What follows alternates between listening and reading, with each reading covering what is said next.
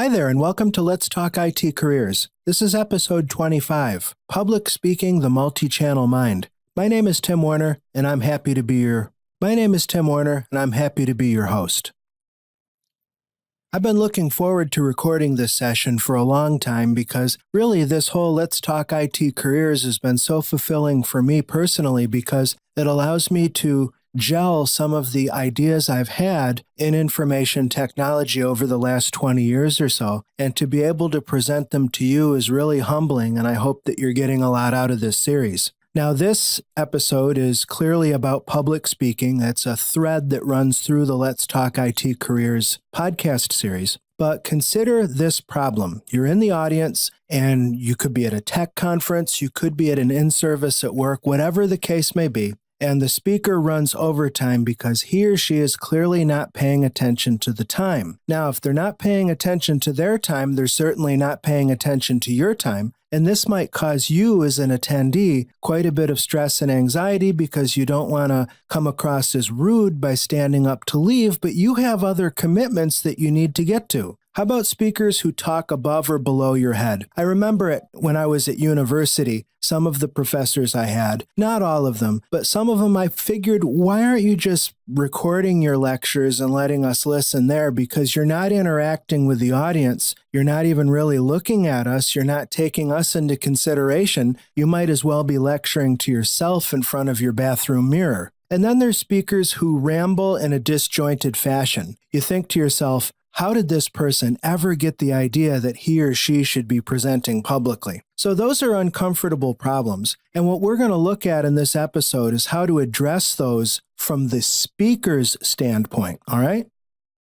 This is really near and dear to my heart. This is my model for how I'm able to be an effective public speaker and teacher. For me, when I'm presenting, it's all about instructional flow. More than anything else, I want my message to be clearly understood by those who are listening. Ideally, I'd like them to interpret my message the way that I intend it, but I understand as a speaker, I don't have control over that. I don't control anybody else after all. I've found that in watching highly effective teachers and speakers, they all seem to work on a multitasking, multi-channel mind. In other words, when you're presenting, you wind up having 3 discrete tracks going on in your brain simultaneously. This has definitely been true for me, and I've interviewed quite a few really good speakers, and they've agreed that that's the same for them as well. So I may be onto something here. Track 1, of course, is the content itself. A speaker or a teacher is not going to be effective unless he or she knows their stuff. Especially when you're presenting at a tech conference in IT, the audience has a pretty sharp BS meter, and if you don't know what you're talking about and you're just trying to pad your presentation and fill in with jokes and this kind of thing, you're not going to be effective. So content really is king, and that, of course, has some subparts to it where you're presenting the material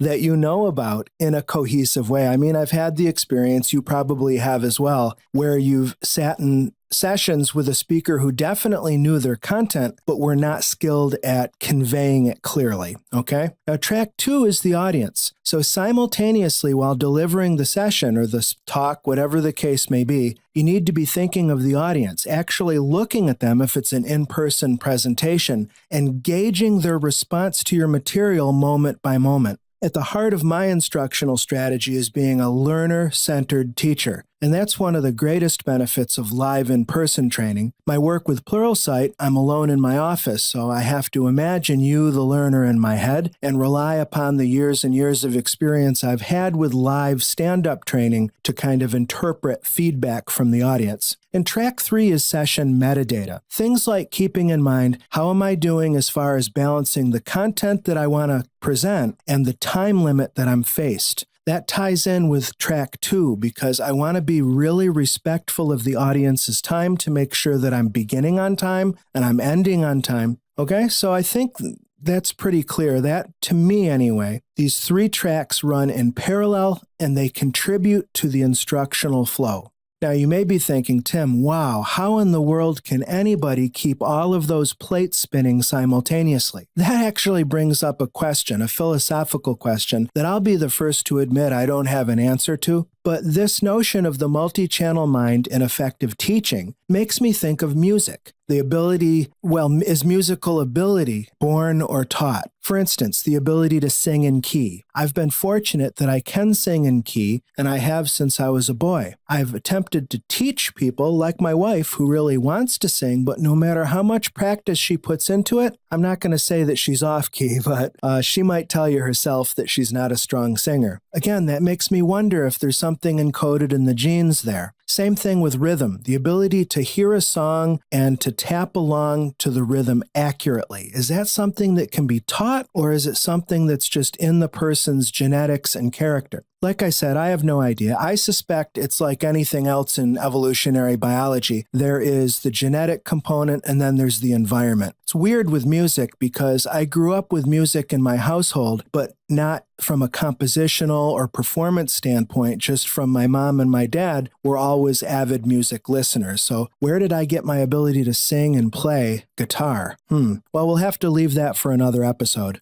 Of course, the takeaways here are how can you develop those skills? Because in your career, you're likely going to give public presentations, or if not public presentations, at least within your organization, you may have to lead discussions or make formal presentations. There's no substitute for experience, and I say bitter because there's pain involved. I'm so grateful that I'm past most of those learning curve issues. My first few years in IT, I was doing industry work, but I was also teaching, and I would teach at different sites all around the United States with all sorts of different students and all sorts of different learning environments. And there's nothing to substitute for that because you learn to think on your feet. You get to a site and you realize at the last minute that none of your students have a computer to follow along, or maybe the projector is broken, or maybe the classroom that you were assigned is booked, so you have to do something else. The ability to be spontaneous and flexible as an instructor is key. And once you develop that confidence, it becomes easier to free up your mind beyond just simply hyper-focusing on the content and to embrace those other two channels, audience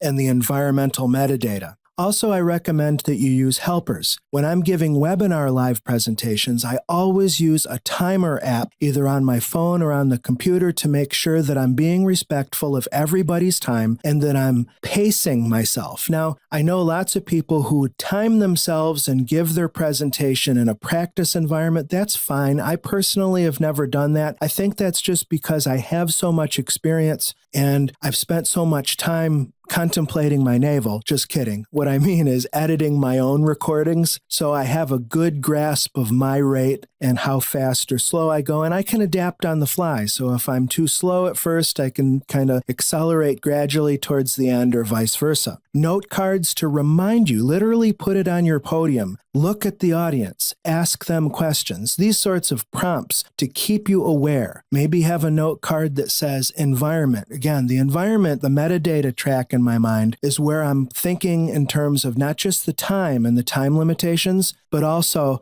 okay, is the slide that's being projected or is the material that's being projected in a font that's readable to the audience? I look up, check, ask the audience, hey, can you see that? Okay, this sort of stuff is a combination of taking the audience and the metadata into mind. And that's, like I said, this third bullet point, just stressing this. I think the metadata gets lost in the shuffle. In my experience, most tech trainers focus a bit too much on the content, and if they've got maybe a little educational experience, they're aware of keeping the audience in mind and being an audience or learner-focused teacher. But keep that metadata in mind just as much. This is the logistics, what's going on around.